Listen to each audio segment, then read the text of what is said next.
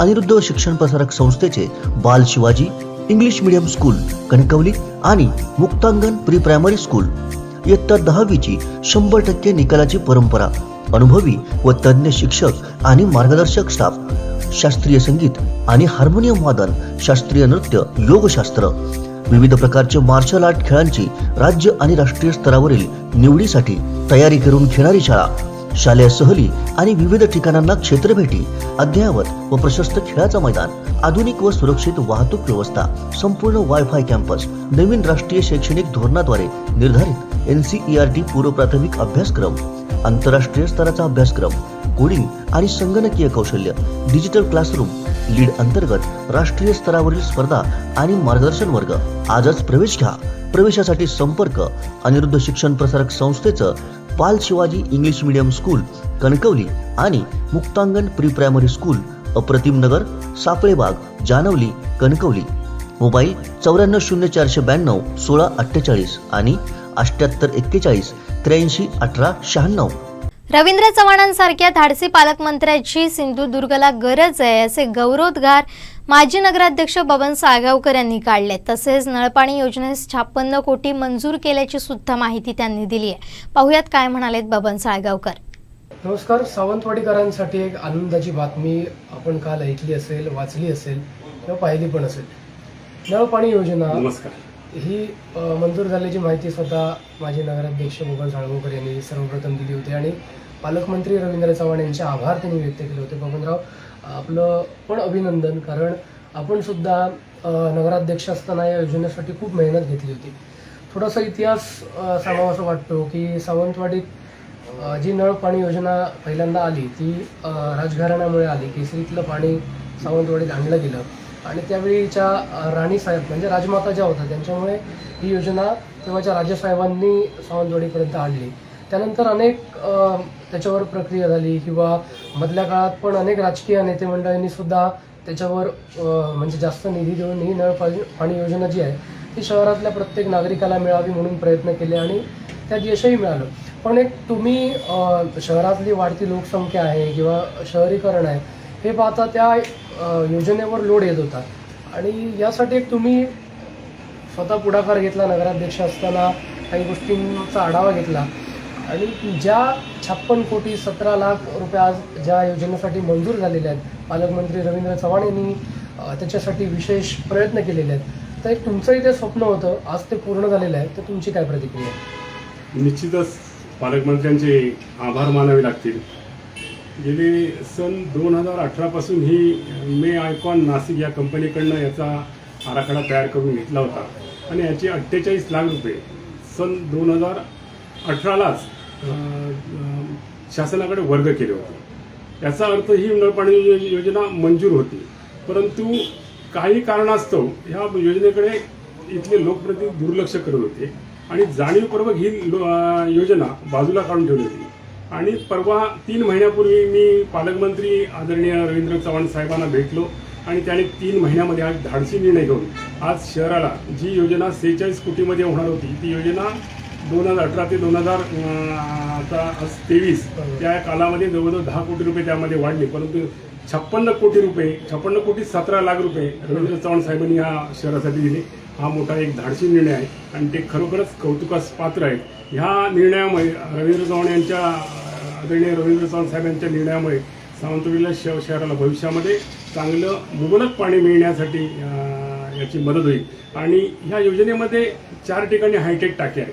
गर्भभागामध्ये एक हायटेक टाकी आहे, त्यानंतर आपल्या उभ्या बाजाराच्या त्या ठिकाणी आहे, त्यानंतर खासकीलवाडीच्या ठिकाणी आहे आणि देवा टेमकर हा आपला भाग त्या भागामध्ये असे 4 हायटेक टाकी आहेत. संपूर्ण शहराची लाईन्स ही बदलली जाणार आणि लाईन्सपासून कंझ्युमर्स म्हणजे जे ग्राहक आहेत त्यापर्यंत ग्राहकांच्या ह्याच्यापर्यंत ती नवीन लाईन टाकली जाईल. 37% पाणी हे 37% पाणी वाया लिकेजेस होतं आणि हे 37% पाणी त्यामुळे बचत केली जात नाही. त्याचबरोबर फिल्टरेशन प्लांट जो ह्याच्यामध्ये आता पाणेकोण धरणावरती आहे तो संपूर्ण अद्ययावत असा फिल्टरेशन प्लांट तिथं तयार होईल या योजनेतून. त्यामुळे स्वच्छ निर्मळ पाणी शहराला मिळेल. खरोखरच पालकमंत्री आदरणीय रवींद्र चव्हाण साहेब या कौतुकास पात्र आहेत, म्हणून त्यांचं मी वैयक्तिक त्यांना भेटून त्यांचं आभार मानणार आहे. नक्कीच बबनराव, तुम्ही म्हटलेलं मलाही आठवते 3 महिन्यापूर्वी की हा जो प्रश्न आहे तो पालकमंत्री रवींद्र चव्हाण सोडवतील असा विश्वास तुम्ही व्यक्त केला होता जेव्हा ती मागणी करत असताना. आणि आज त्यांनी जो निर्णय घेतला त्यातनं त्यांनी ते दाखवून दिलं की बाबा तुम्ही जो विश्वास दाखवला होता तो सार्थकी लावलेला आहे. आणि हे करत असताना शहरात आज पाणी टंचाई आहे किंवा अनेक भागामध्ये जी नळ पाणी योजना आहे ती लिकेज पण बऱ्याच प्रमाणात काही ठिकाणी झालेली आहे आणि याच्यामुळे पाण्याचा अपव्यय खूप मोठ्या प्रमाणात होत होता. तर आता तुम्ही जसं म्हटलं की अगदी घरापर्यंत जी लाईन आहे ती सुद्धा बदलली जाणार आहे, त्याच्यामुळे शहरवासियांना खूप मोठा फायदा होणारच आहे. पण हे होत असताना म्हणजे तुम्ही ज्यावेळी नगराध्यक्ष होता त्यावेळी खरं तर ही तुम्ही योजना आणली होती आणि त्याच्यासाठी साधारणतः 5 कोटी रुपये म्हणजे 5% जो निधी आहे तो स्थानिक स्वराज्य संस्थेला द्यावा लागणार होता. पण आजच भाजपचे काही नेते मंडळी आहेत म्हणजे नुकतेच जे महाराष्ट्र प्रदेशचे उपाध्यक्ष झालेत तुलजी काळसेकर, त्यांनी एका मुलाखतीमध्ये असं म्हटलं की ही जी योजना आहे त्या योजनेचं श्रेय बबन साळगावकर यांना मिळू नये म्हणून त्या योजनेला निधी दिला गेला नव्हता असं विधान त्यांनी केलेलं आहे. आणि त्यावेळी इथले पालकमंत्री होते ते सध्याचे इथले आमदार शिक्षण मंत्री दीपक केसरकर होते. तर त्याकडे तुम्ही कसं पाहता? निश्चितच मुळात ही योजना राज्य सुवर्णजयंती नगरोत्थानमधून होती. ह्या योजनेकडे बघितलं तर दीपकभाईंनी लक्षच दिलं. त्याने ही योजना कशामध्ये बसवलेली आहे त्याकडे न बघता त्यांनी परवाच्या ज्यावेळी आंदोलनात्मक भूमिका घेतली त्यावेळी का त्यांचं वक्तव्य होतं निधी कसा मिळत नाही. अरे निधी कसा मिळत नाही तर आम्ही पालकमंत्री तुम्ही असं तुमच्याकडनं अपेक्षा करणार नाही तर कोणाकडनं करणार. आणि त्या काळामध्ये त्या योजनेकडे लक्ष दिलं पाहिजे होतं पण ते लक्ष त्यांनी दिलं नाही आणि परवा तर खिल्ली उडवली की निधी कसा मिळत नाही करून दाखवला. आज पालकमंत्री रवींद्र चव्हाणांनी दाखवलं की एखादं मी त्यांच्या पक्षाचं नाही परंतु ह्या योजनेच्या पाठीमागे मी सतत होतो आणि मी म्हणालो होतो की खात्री आहे की पालकमंत्री रवींद्र चव्हाण साहेब ह्या योजना मंजूर करतील. कारण मी निवेदन दिल्यानंतर त्यांनी 8 दिवसामध्ये पालघर आणि सावंतवाडीची बैठक त्या मंत्रालयामध्ये घेतली आणि त्या अधिकाऱ्यांनी सक्त सूचना दिल्या होत्या की या योजनेची मी आग्रही असून या दोन्ही योजना तुम्ही मार्गी लावा. सावंतवाडीची योजना त्यांनी मार्गी लावली. मी खरोखरच त्यांचे आभार मानतो. नक्कीच बबनराव, हे सगळं होत असताना म्हणजे महत्त्वाचं जर म्हणायचं झालं तर तुम्ही एक काल पण स्टेटमेंट केलं की रवींद्र चव्हाणांसारख्या पालकमंत्र्यांची आपल्या जिल्ह्याला गरज आहे. नारायण राणेंनंतर आपण पालकमंत्री बघितले, दीपक केसरकर झाले, उदय सामंत झाले, पण आणि त्याच्यानंतर आता रवींद्र चव्हाण. पण नारायण राणेंचं जसं काम होतं तसंच काम रवींद्र चव्हाण सुद्धा करतायत असं अनेक जण म्हणतात. तुम्ही पण काल म्हटलं की त्यांच्यासारख्या पालकमंत्र्यांची गरज ही आपल्या जिल्ह्याला आहे. तर यामागे तुमचा नेमका हेतू काय? मुळात दीपकभाईंचा मी विरोधक नाही, लक्षात घ्या.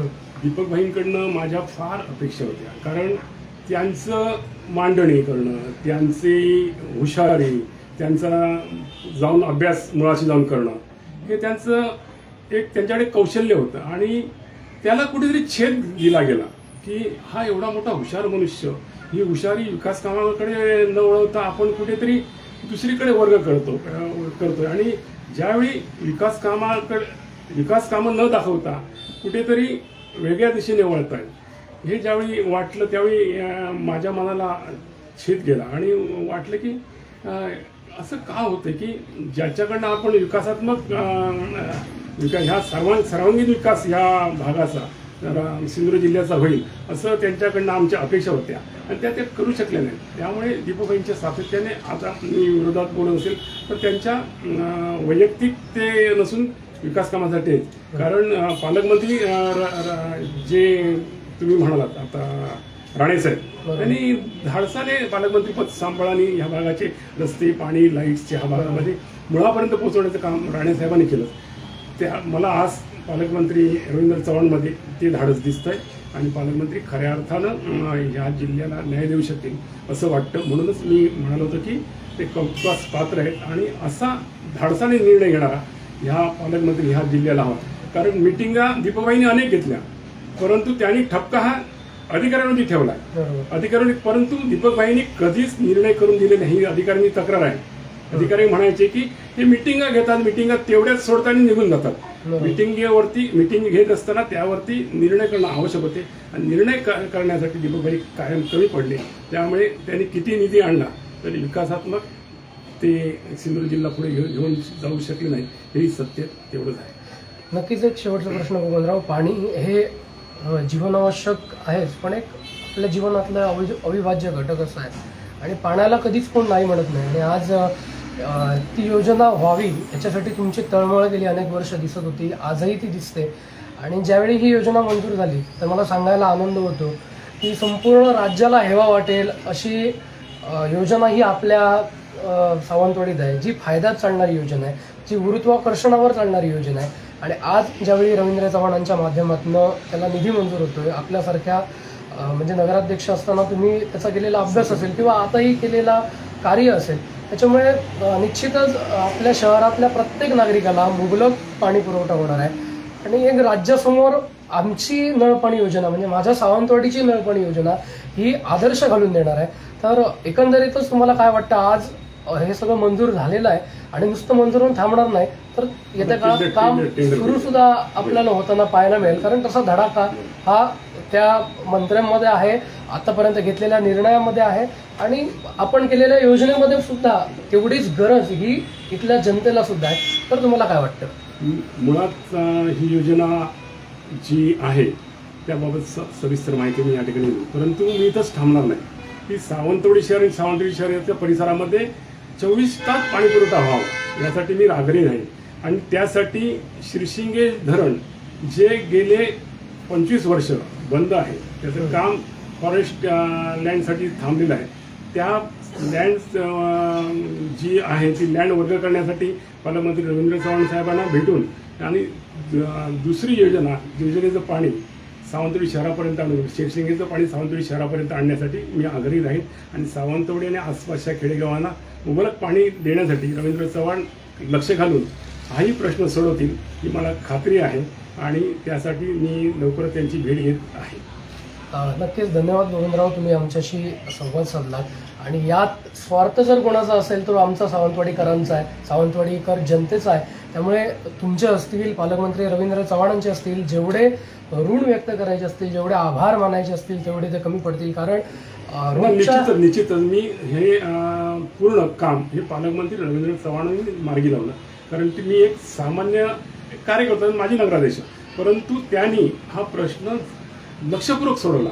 त्यामुळे कौतुकास आणि याचं पूर्ण श्रेय हे रवींद्र चव्हाण साहेबांनाच जात आहे, एवढंच या आमचे दिवसभरातले सर्व अपडेट्स, ताज्या घडामोडी आणि थेट लाईव्ह पाहण्यासाठी सबस्क्राईब करा, लाईक करा कोकणचं नंबर 1 महा चॅनल कोकण 7 लाईव्हचं YouTube चॅनल.